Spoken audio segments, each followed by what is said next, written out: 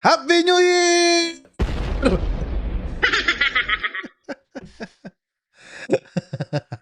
Happy New Year! Happy New Year ulit! Ayan na. So, okay, may ano na, may background na siya. Okay.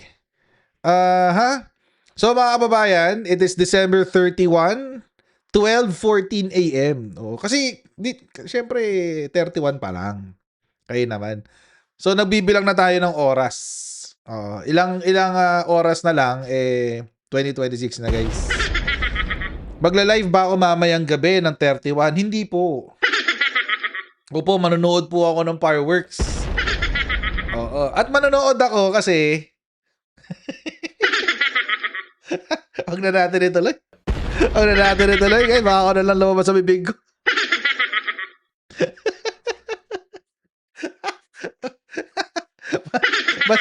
basta manonood ako ng fireworks. Ganda na lang. Kasabihin ko sana. Kaso nagdalawang isip ako kasi parang parang hindi pang live stream. Anyway. Shoutout na nga tayo kung saan pa mapunta kwentuhan natin. Wait. Slow mode. Ay. Shoutout muna tayo. Anong mangyari dito? Shoutout po kay siyempre unahin natin yung mga moderators natin, di ba? Shoutout kay Ate Elisa C, Ate Susan, Ate Trexie, si James, si Manat Mai, Arnel, Jake, 51 Billion Movement, si BJ Can, si Kina, si Rick, si Pinoys, Ate Mishi, Ate Nilda Galvez, Ate Nilda Arceo, Kuya Nelson, Sir Pascachi, tsaka si Chiro Kansaki. Yan. Shoutout sa inyong lahat. Okay. Tapos kay Raquel Santillan, Melanio Tadeo, Tin Mark, JM Bongan Ceso, Cesar Cabrera, VMB Mama Loves, Sherry Lee Valera, Danny Zalameda, Noel Amudo, Jennifer Cones, Nad Antonio, Jasmine M. Official, Splash Brothers, Lelang Moda Explorer, Ruben Esperanza, SpongeBob, Kat, Tosha, Allen Valencia, Lorna Bunao, Ars Key, Norsag Bayani, Feli Saludes, MedX Ali, Arlene Tobias, Madeline Ventura, Pepe Malonzo, Sandra Valdez, Windy Grace, Mercy Macalanda, Rudelin Agbayani, Fujio Agustin at Vivian Narco. Okay. So, hanggang dyan lang muna yung ating shoutout ha. Pasensya na guys. Kasi dalawang topic to eh. Pagkakasyahin ko sa isang oras guys. Ayoko kayo masyadong puyatin. Oo. Sino to? Sino to nagme-message sa akin? Sino ka?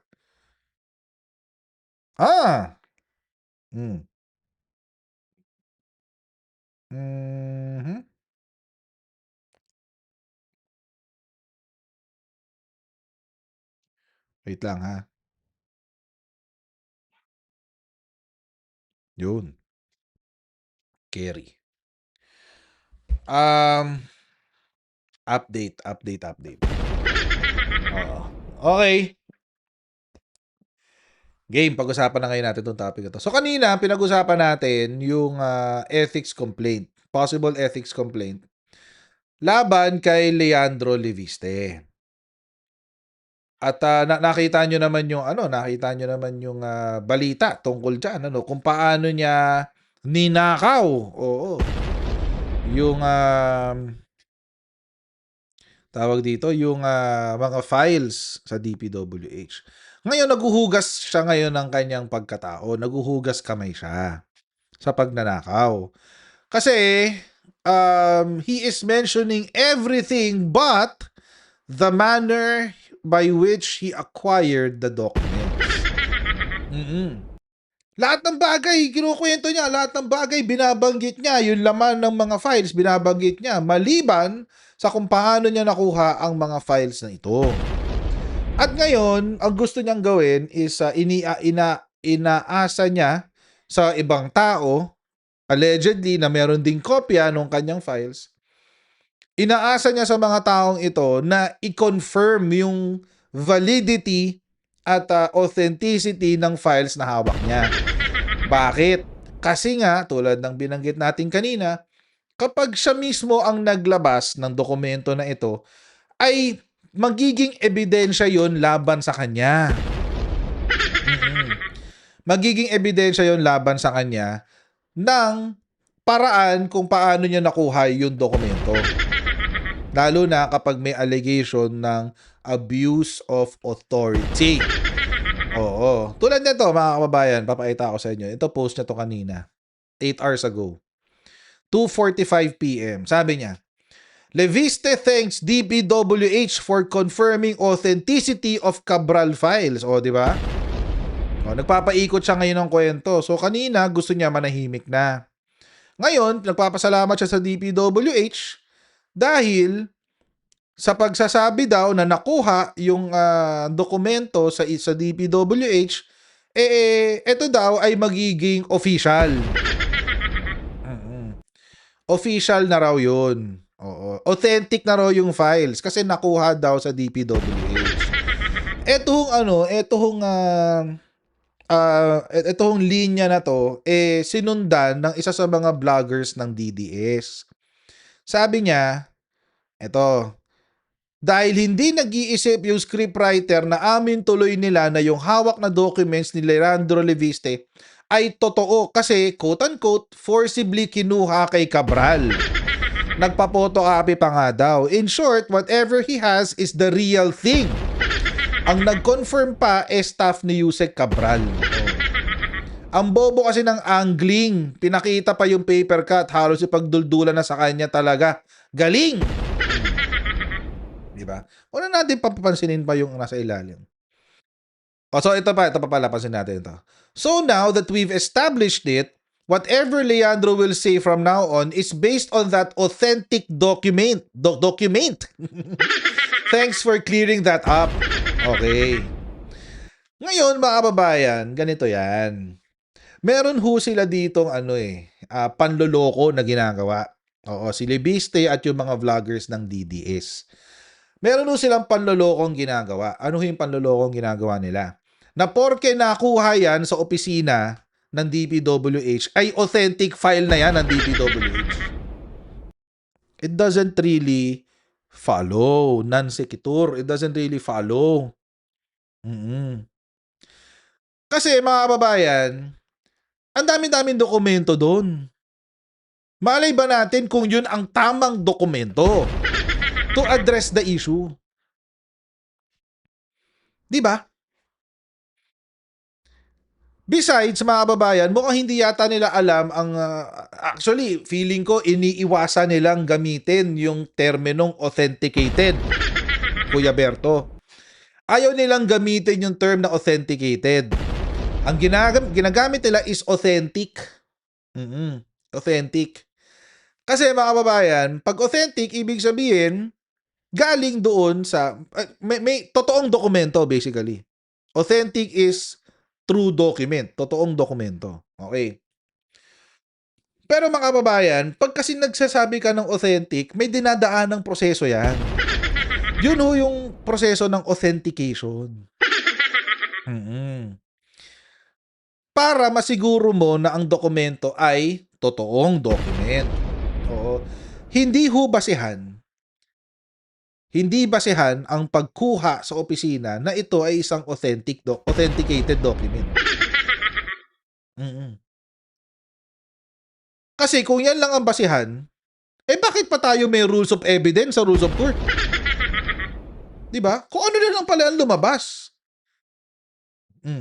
Pero bakit sa korte sinusuri yung pinanggalingan? Kasi nga, yung pinanggalingang dokumento ang magpapatotoo kung meron bang krimen o wala, o meron bang civil liability o wala.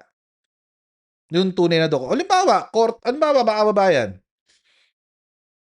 ito, very, very common na issue na nangyayari sa Pilipinas. Titulo. Titulo ng lupa. Yung isa, merong titulo na original title. Original title. Yung isa naman, merong photocopy ng titulo. Same lahat. Lahat ng impormasyon pareho. Maliban sa pangalan na may-ari. Gamitin natin yung logic nitong DDS vlogger na to. Halimbawa, merong magnanakaw. Merong magnanakaw. Pumasok sa bahay. Sa isang bahay. Tapos nakakuha siya ng titulo ng lupa. Syempre, hindi nakapangalan sa kanya. Di ba? Hindi nakapangalan sa kanya. So, ang ginawa niya, pinotocopy niya, tinakpan niya yung pangalan, nilagay yung pangalan niya. Di ba? Ngayon, mga kababayan, pag pinotocopy mo, iba lumabas na pangalan, sasabihin niya, ako may-ari ng bahay na to. Ito ang ebidensya ko, yung titulo, andyan yung pangalan ko. Nakuha ko yan sa bahay mo. What? Galing. Nakuha ko yan sa bahay mo. Ako talaga totoong may-ari nito. Authentic yan kasi galing yan sa bahay mo. Does it make sense? Di ba? Does it make sense? O tapos ngayon ikaw maglalabas ka ng... Siyempre, wala kang mailabas na titulo kasi ninakaw nga niya eh. So, paano mo ngayon ma-authenticate yan? Pupunta ka ngayon ng Registry of Deeds. Hihingi ka ng certified true copy. Diba? Hingi ka certified true copy ng titulo mo. Ano yung pinagkaiba ng certified true copy doon sa photocopy na hawak nung isa? Itong isa, selyado ng PS ng Registry of Deeds. 'Di ba? Selyado ng Registry of Deeds. Dumaan sa proseso ng authentication. 'Di ba? May proseso pinagdaanan 'yan. Pupunta sa archives, i-double check yung nag-request doon sa nakasulat sa titulo, etc., etc. Dadaan pa sa legal nila yan bago nila tatakan ng certified true copy. Ganon. Tingin nyo, pag nagpunta ng korte, parehong photocopy yun by the way. Parehong photocopy yun. Pag nagpunta kayo ng korte, kanino ang mas papanigan ng huwes? Di ba yung certified true copy? Kesa doon sa photocopy lang.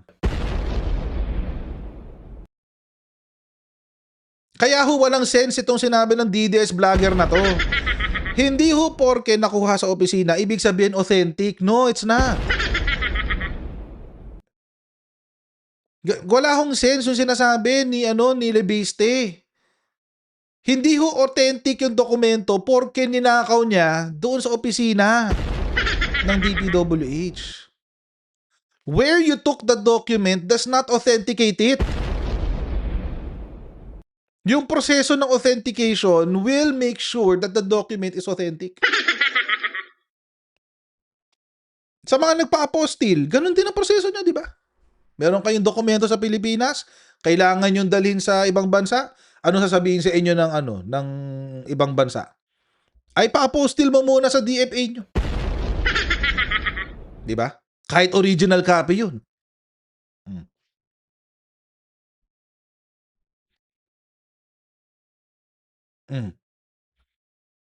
Hindi, malayo si Gutesa dito.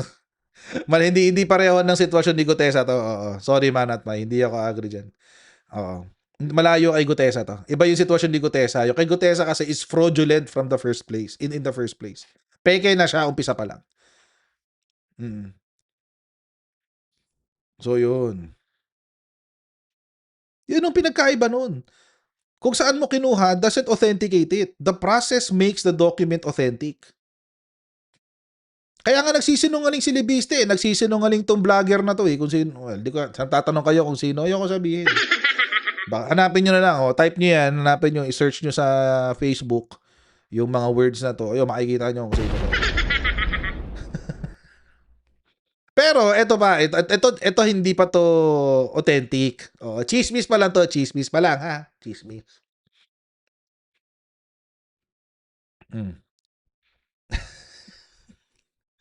Oo, chismis pa lang to ha. Nakita ko lang kay kay Palsis.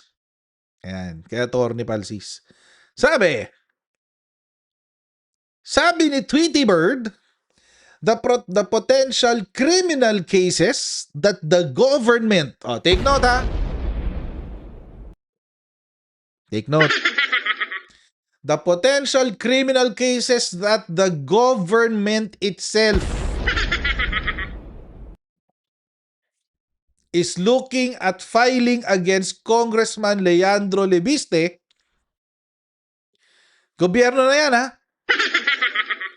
If they can prove it's true that the Cabral files were stolen or unauthorized, are the following.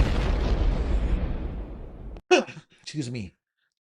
Obstruction of justice, grave coercion, usurpation of authority or official function, violation of the Anti-Graft and Practices Act, violation of the Data Privacy Act, theft or unlawful taking of documents, threats or related coercive offenses. Ano na, Cool Me? Kaya pala January 1, tatahimik na siya kasi natakot na. Most probably. Oo. Kahit walang criminal case, I think at the very least there might be a violation of separation of powers when a legislator takes documents from the executive branch outside of the process of subpoenaing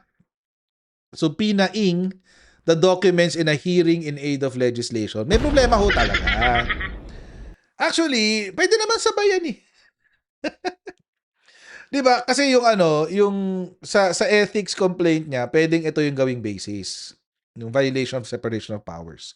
Tsaka acts unbecoming. 'Di ba? Acts unbecoming. Ngayon, habang tumatakbo yun, pwede niya rin isabay to. Si DPWH, pwede sila mag-file ng mga criminal cases kay Leandro Lebiste.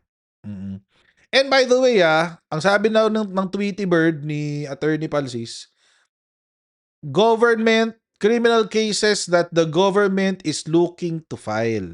Looking at filing pala. The government is looking at filing. Gobyerno. Gobyerno magpa-file, guys. Mga kababayan, mga kotsero. Gobyerno ang magpa-file. Anong ibig sabihin? So malamang sa malamang si DPWH ang magpa-file nito.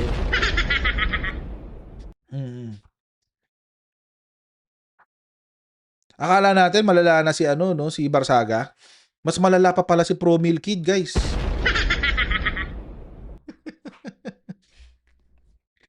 Oo. Mas malala pa pala si Promil Kid.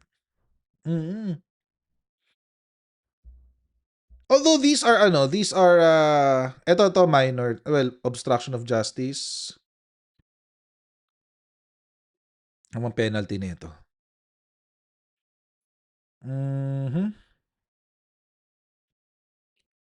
Perpetual disqualification, additional penalty. Wait. Tingnan natin yung penalty niya.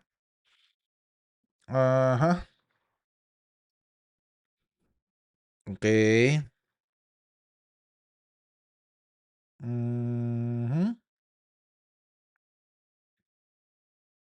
Ito. Ito papasok sa kanya, letter E. Obstructing the service of process or court orders or disturbing proceedings in the fiscal's offices, in Tanod Bayan, or in the courts. Tanod Bayan, ombudsman yan ha. Baka ho, hindi nyo po alam. Hindi ho yung tanod sa sa mga barangay natin. Hindi ho. Tanod Bayan is ombudsman ha. Tapos, ano ba? In any of the acts therein, penalize, okay.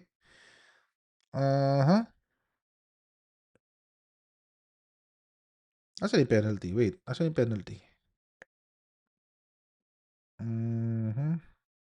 Prison correctional, section 1 pala. Prison correctional in its maximum period or a fine ranging from 1,000 to 6,000 pesos. Maliit yung 1,000 to 6,000 pesos. Oo. Bilyonaryo yan. Bilyonaryo yan. So, malabo siya mapenaltyhan ng ng ganito, ng 1,000 to 6,000 pesos. Prison correctional, oo. Mataas. Prison correctional eh. Mm. Mm. So, mga 6 years? 6 to wait, ilan ba ang ano? Tama, 6 to 12 years. Mga 6 to 12. Pero in its maximum eh. So, 12 years? O 6, wait, 12 years? Tama ba? Wait. Kasi ang arrest, prison, wait, reclusion perpetua, reclusion temporal, um, prison, prison mayor. Tingnan natin kung ilang years. Kalimutan ko na. Ha?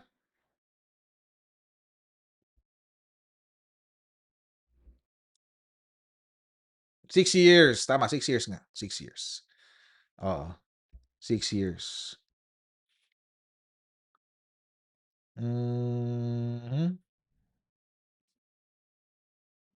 Yung prison mayor pala yung 6 to 12. 6 years to 12 is prison mayor. Tapos, ang prison correctional, 6 months to 6 years. Ayun. Matagal din. Mm. Hanggang 6 years, guys. 6 months to 6 years. Alam nyo, ang matindi pa dyan, mga kababayan. Pwede siyang maaresto. Mm. Pwede siyang maaresto, guys, kasi for crimes not punishable by 6 months to 6 months pababa, hindi mo pwedeng arestuhin yung congressman. Pero kapag 6 months pataas, pwede mo siyang arestuhin. So, nasa constitution yun eh. Mm. Or is it 6 years? Wait, balikan natin lahat. Para sure. Baka sabihin, fake news ako eh. Ha?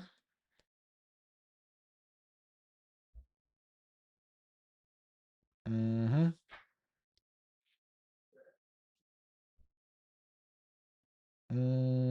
May immunity sila eh.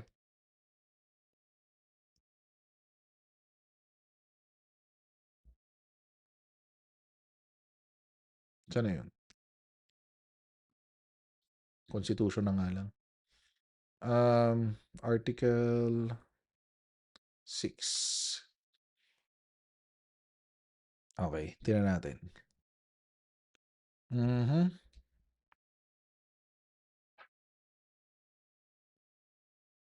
6 years pala, 6 years.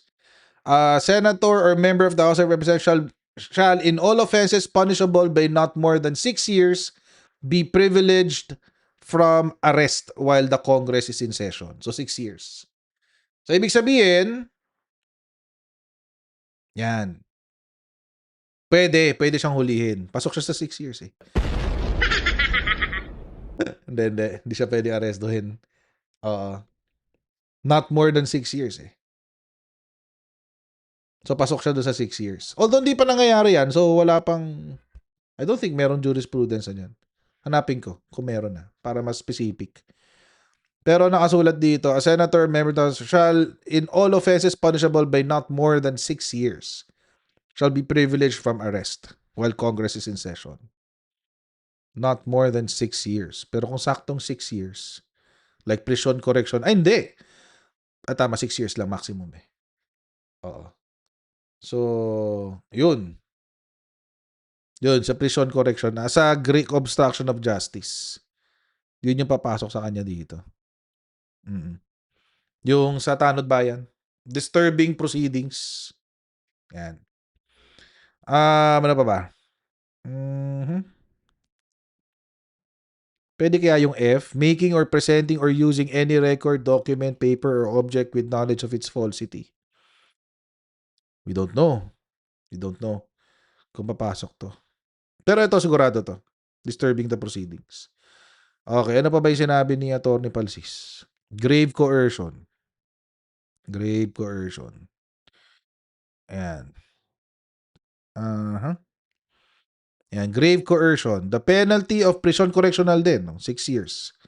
And a fine not exceeding 6,000 pesos shall be imposed upon any person who, without any authority or law, shall by means of violence, threats, or intimidation prevent another from doing something not prohibited by law or compel him to do something against his will, whether it be right or wrong. If the coercion be committed in violation of the exercise of right to suffrage or purpose of compelling another to perform any religious act preventing, okay, next higher degree. So, mas mataas kapag pinipigilan mong bumoto. Pero dito papasok. Ito. Ito lang, dito lang siya sa 286. Dito lang siya sa first paragraph. Yan. So, 6 years din. 6 years din to. Tapos, ano ba? Usurpation of authority. Okay. Usurpation of authority. Knowing and falsely representing oneself as an official. Eh, di, official naman talaga siya. Performing any act under the guise of holding an official position that belongs to a person in authority or public officer without lawful entitlement. Ito, pasok siya dito. Sa pangalawang prohibited act. Prison correctional din, no? Puro 6 years, ah. Puro 6 years, ah. Prison correctional din. Anti-Graft and Corrupt Practices Act. Okay. Papasok siya dito. Malamang. Sa kaya dito?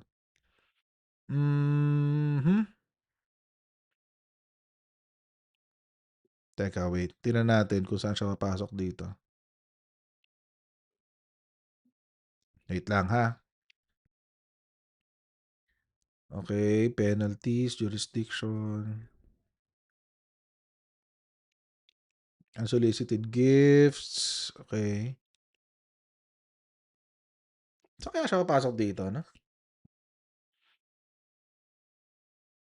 Ano siya papasok dito? Wait.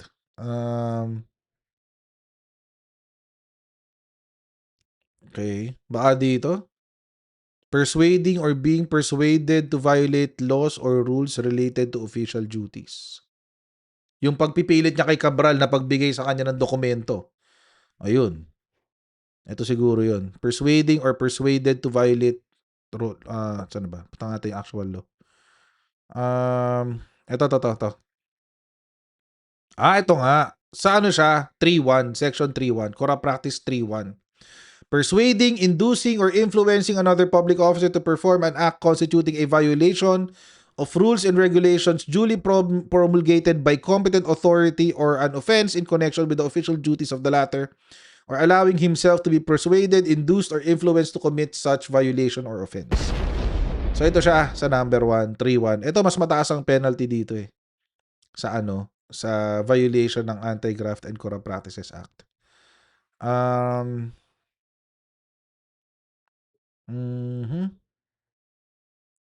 Okay, saan na yun? Penalties, okay?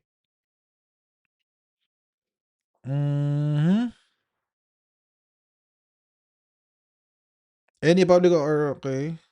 Numerated sections 3. Ito sa kanya papasok. Ayan. Any public officer or private person committing any of the unlawful acts or omissions enumerated in sections 3, 4, 5, 6 of this act shall be punished with imprisonment for not less than 1 year and not more than 10 years. Oh. Ito, pasok siya dito. Pwede siya maaresto dahil sa violation ng Anti-Graft and Corrupt Practices Act. Perpetual disqualification from public office and confiscation or forfeiture in favor of the government of any prohibited interest and unexplained wealth. I don't think merong unexplained wealth dun sa document. Pero dito medyo because of the violation ng Anti-Graft and Corrupt Practices Act, baka pwede siyang maaresto after session. Oo. So baka kaya sinasabi niya na mananahimik na ako January 1 ha. Mananahimik na ako January 1. Kasi nga, baka kasi makakasuhan siya. Oo. Baka kasi ganun. Okay, marami pa eh. Data privacy. Anong violation niya sa data privacy? Okay.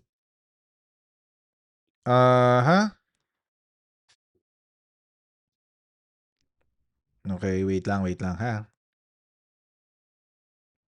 Processing of all types of personal information into any blah blah blah. Mhm.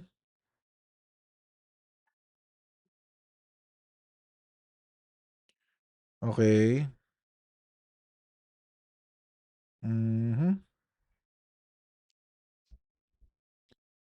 Wait lang ha. Extraterritorial application, National Privacy Commission. Wait. Mhm.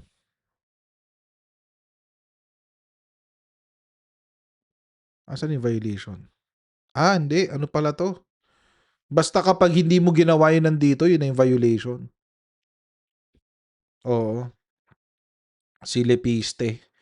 Wait. Mhm. Pero this is personal information.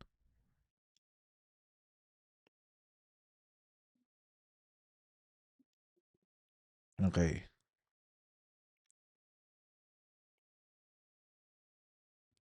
Any information supplied in this declaration, blah, blah, blah. Okay. Bahala na sila. Bahala sila maghanap kung ano yung kung ano yung magiging provision. Oo. Basta ilang sinabi ni Palsis eh. Data privacy. Of course, yung theft. Sigurado yan. Sigurado yung theft. Theft of documents used as evidence. Yan. Lalo na merong criminal proceeding ngayon. Mm. Ayan 308. Article 308 to 310. So, papasok siya dyan sa theft. Oo, sigurado yan. No joke yan. So, mga kababayan, mukhang kaya itong si Lepiste. Lepisting yawa. Ito, si Lepiste, mukhang kaya siya gigil ng gigil, number 1. Pangalawa, at gusto na niyang manahimik. Dahil nga dito sa mukhang makakasuhan siya sa January. Mukhang kakasuhan talaga siya eh. And I think, mga kababayan, he should be penalized for what happened. I mean, kasi kapag hindi ho siya pag hindi ho siya na-penalize dyan, what's stopping other congressmen from doing it? Di ba? Anong pipigil sa ibang mga congressman na gawin yan sa ibang, kung di man sa Marcos administration, paano pag ibang panahon na? Di ba?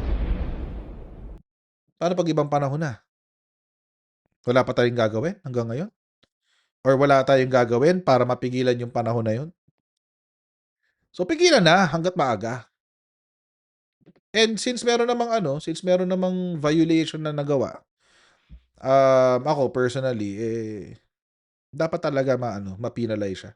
And I would say the same thing kahit yung, let's say, admin na congressman or senator gagawa ng ganyan.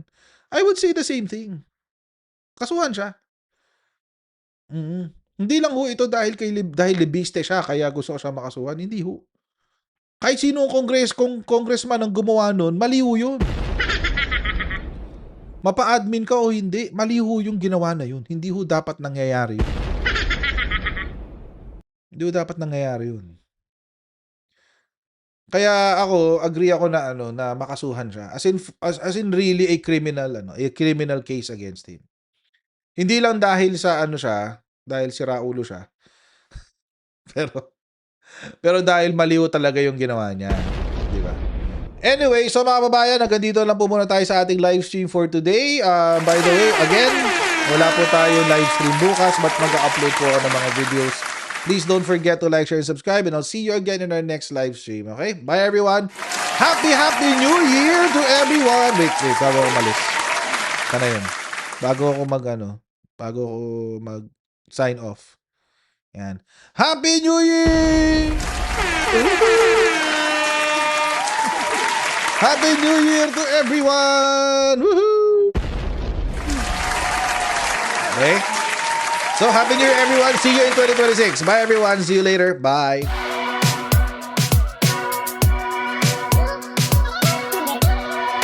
Huwag ganun. Natin gawing tanga mga Pilipino. Mas maganda kasi nasa lugar mo ng tama kaysa yung pinipilit mo yung pagkakamali.